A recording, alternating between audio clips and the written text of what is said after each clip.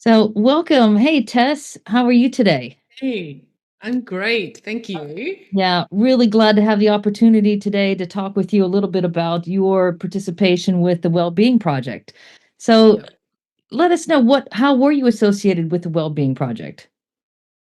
So when the Wellbeing Project first came up, I was really keen to participate, and I went to the initial meeting, and then I got dragged away somewhere else and left the community for a bit. And when Leah mentioned that she was doing another round, I was so excited, and I said, "Yeah, yeah, yeah, I'm going to do it." And then she said, "Would you also be able to help facilitate?" I'm like, "I would love to do that." So my role was both facilitator and participant. So I feel I had a really balanced and engaged experience with the Oh, whole project.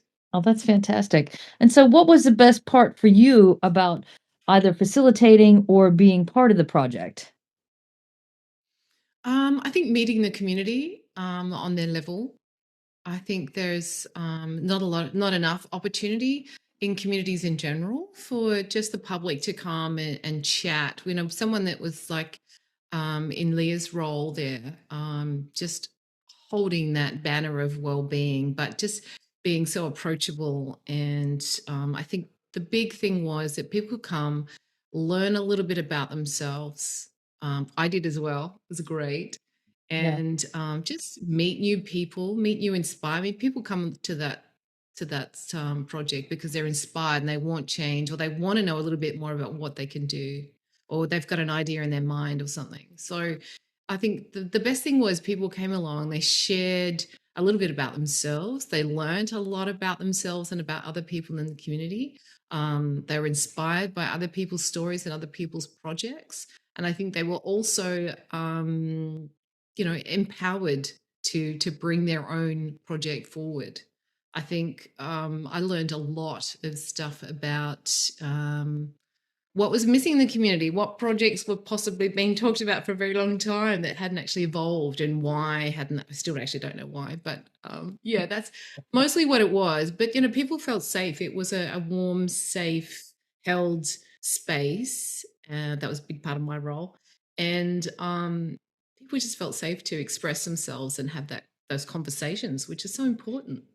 Yeah, absolutely. So, do you have an idea about a vision of how it could continue in the future?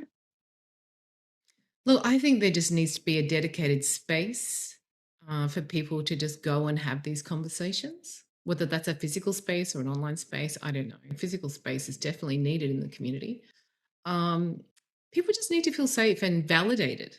A lot of people, especially, well, I'm going to have a go at this chat online. Like people don't always feel validated, and it's very hard to get meaning out of that. A lot of people misunderstand. It's very easy to misunderstand communication online. I think it's just ground roots, ground level, get together, have a cup of tea, whatever, and discuss your ideas. And if you keep doing that with people, you're eventually going to find someone who has the same idea, and then eventually you guys will find someone else, and then eventually you'll find someone who actually has a means or a way forward for you to express that idea into reality. I love that. Well, thank you so much for participating today, Tess. I really Yeah, appreciate you're talking with welcome. you. Yay. Anytime.